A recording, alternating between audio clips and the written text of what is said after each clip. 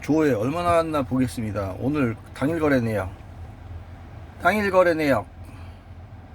빠바방. 한 건 했으면 한 건 25,500원 한 건 했습니다. 한 건. 한 건. 한 건. 그 다음에, 예, 지금 한 건에 이제 나왔습니다. 그리고 전일 거래 내역 빵입니다. 그러면 전일 거래 내용 없으니까 일단 3개월 차만 보겠습니다. 3개월치 확인. 이렇게 누르면 3개월치가 나옵니다. 빠방. 3개월치. 두고두고 빠방. 얼마일까? 1147만원.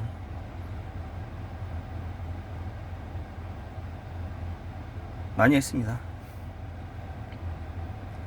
이 정도면 많이 한 겁니다. 저 같은 경우는. 여기서 호출은 추가가 돼요. 1,000원. 밤에는 2,000원. 호출 누르면 그 요금에서. 그 다음에 요게 온다콜이에요. 온다콜. 티머니 온다콜. 요게 온다콜이에요. 온다콜. 요게 온다콜.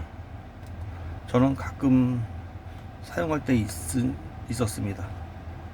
수수할 거래가 없습니다. 그래서 조회 당일 거래네요. 이렇게 당일 거래네요. 25,500원 이렇게 그 여기에 미터기를 누르면 이제 미터기로 돌아가요.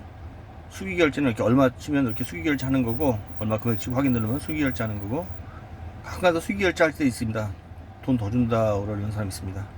미터기는 이렇게 되면 미터기로 들어가요. 시내, 시외, 지불, 호출, 티머니 이렇게 있습니다. 수기 결제, 온다콜. 그 다음에 이거는 거의 쓸 일 없더라고. 이거는 왜냐면 영수증 출력할 때 그 티머니 페이 뭐 이런 거 할 때 뭐 이상한 결제 방법 많아요. 근데 전 쓴 적 한 번도 없어요. 이거 할 때. 그렇습니다. 저는 서울서 개인 택시 하는데 어제 왔습니다. 속초 해수욕장 갔다가 강릉 갔다 어제 왔습니다. 근데 사실 제가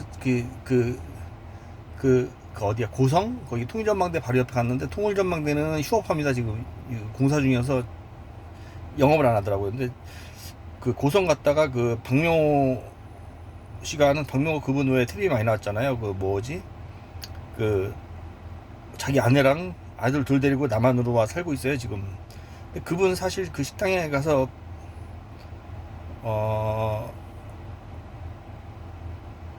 누굴 만났냐면 정윤아라고 만났어요. 정윤아라고.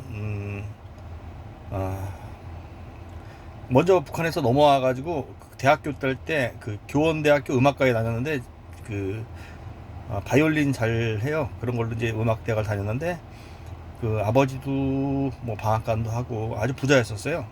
달러도 막 잔뜩 놓고 살고 돈도 놓고 살고 이러는 집안이었는데, 혼자 그냥 매기다는 거 자기 엄마한테도 얘기 안 하고 오빠한테도 얘기 안 하고 그냥 혼자 갑자기 새벽 열차 타고, 새벽에 뭐 1시인가 2시인가 뭐 아무튼 한밤 오밤중에 기차 타고 이제 올라고 딱 생각을 하고 딱 있다가 이제 엄마한테 간다 그러니까 엄마가 이제 기차역까지 데려다 주는 거예요. 터덜터덜 걸어서. 기차역까지 가려면 한참 거리니까 걸어가는데, 엄마가 이제 나만 간다는 얘기 안 했으니까 엄마한테 그냥 어디 가나보다 직감을 했는데, 근데 나중에 엄마가 눈치챘더래요. 딱 기차 딱 타는 순간에, 그래 네가 여기서 살긴 좀 그렇다 그러면서 이제 기차 딱 타고 딱 떠나는 순간에 엄마가 털썩 주저앉아 울더래. 차창을 이렇게 보니까. 그래서 그 20대 초반에 이제 혼자 넘어온 거예요. 대학교 다니다가. 그래서 넘어왔는데, 자기 아버지가 이제 거기에 때문에 이 여자가 이제 남한으로 간다고 도망갔으니까 그냥 집안이 난리가 난 거죠. 고위부에 잡혀가고 막 아버지가 막 왜 보이부에서 왜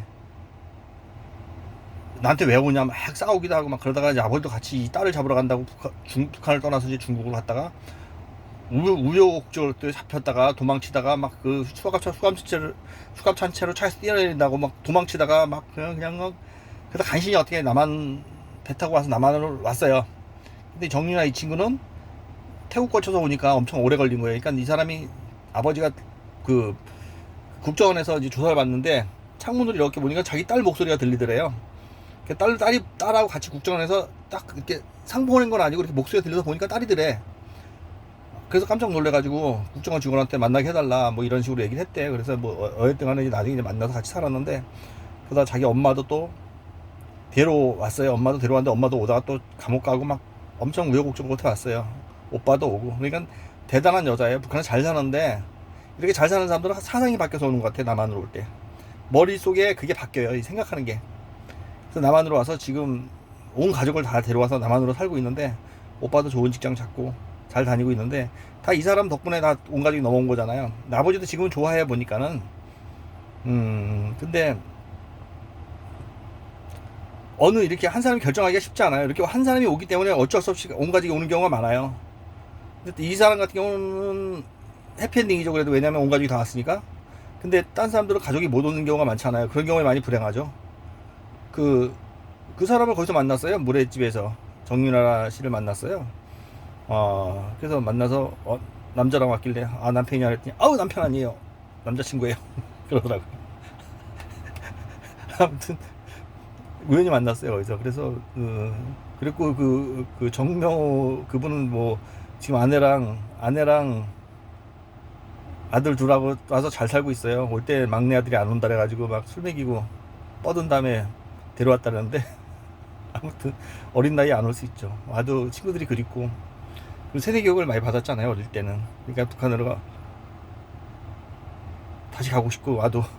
그러니까 북한에서 살 때는 올 생각이 없었죠, 막내 아들 같은 경우는.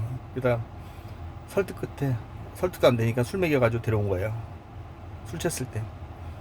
술 채놓으니까 말이 없더래요. 근데 그렇게 온 가족이 오기 쉽지 않아요. 부인도 처음에 안 온다래다가 나중에 아들 둘하고 남편하고 셋이 갈까봐 불안해가지고 같이 따라왔다라고 뭐 그런 에피소드를 얘기하더라고요. 아무튼 뭐 그분은 워낙 방송에 많이 나왔으니까.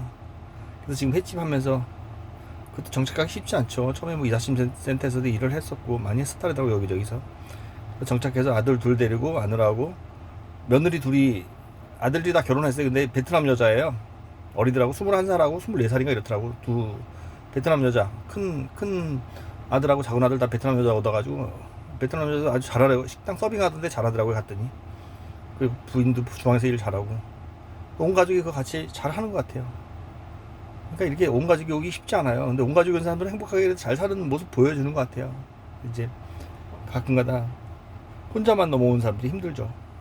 온 가족이 넘어온 경우는 그래도 걱정 없이 사는데, 혼자만 넘어온 사람들은 북한의 가족들 때문에 송금을 해다 돈 뜯겼어요. 뭐 송금을 하다가 브로커가 돈 갖고 도망갔어요. 북한의 가족들 데려오려고 그러다가 뭐 안 되고 막 이러는 경우가, 안타까운 경우가 많아요. 중국에 가서 기다리고 있다가 북한에서 딸이 넘어오기를 기다리는데 딸이 안 넘어오고 계속 말로만 뭐 넘겨준다고 돈만 받아가고 안 남겨주고 브로커들이, 그런 경우 많아요. 근데 지금은 좀 탈북이 좀 많이 어렵죠. 예전에는 그래도 좀 수월했는데 왔다 갔다 뭐 제 집 지나들듯이 북한을 왔다 갔다 했었다는데, 옛날에는 호랑이 담배 피울 때 그 시절 이야기죠. 지금은 탈북이 너무 어렵습니다. 그래서 한 사람 넘어오는데 비용도 만만치 않고, 근데 비용이 문제가 아니라 지금은 넘어오기조차 힘드니까. 왜냐면 총살 당할까봐 위험하니까 못 넘어오는 거예요 지금은. 그래서 지금은 그 숫자가 어마어마하게 줄었습니다. 지금 많지 않아요. 예전에 많이 왔는데 지금 많지 않습니다. 북한에 어서 온 사람들 따뜻하게 잘 대해주고 친하게 잘 지냈으면 좋겠어요. 그 사람들 많이 외로워요. 남자들이 특히 더 힘들어하죠. 남자들은 더 힘들어요. 적응하기가. 똑같이 못 배웠다고 전문직이 아니라고 생각하면 여자들이 일할 자리가 더 수월하고, 또 여러 여자들은 결혼을 좀 해서 잘 적응하고 사는 편이에요. 근데 남자들은 많이 힘들어요. 그러니까 역시 남자들은 자살하는 경우가 가끔 있어요. 가끔. 남자들은. 여자들도 물론 있지만은 남자가 더 많은 것 같아요. 자살하는 사람들은. 그만큼 항상 고향을 그리워하는 건 마찬가지예요. 뭐 온 가족이 다 와도 고향을 그리워해요. 고향을 왜 안 그립겠어요. 저도 충북 풍주가 고향인데 뭐 노상 가는데 혹한날 가는데 그저께도 갔다 왔는데요. 고향에 월세 줬어요. 고향 사는 집은 그래도 자주 가요. 주변 둘러보러. 고향이 그만큼 그리운 겁니다. 죽을 때까지. 그러니까 고향 떠나 사는 사람들은 그만큼 고향을 그리워만 살아야 마음이 힘들고, 그만큼 이를 악물고 사는 거죠. 그러니까 우리 북한에서 오신 분들 보면은 따뜻하게 잘 대해주고, 친구처럼, 동생처럼, 형처럼, 누나처럼 잘 대해줘서 잘 친하게 잘 지냈으면 좋겠어요. 감사합니다. 좋은 시간 되세요. 고맙습니다. 감사합니다. 파이팅입니다.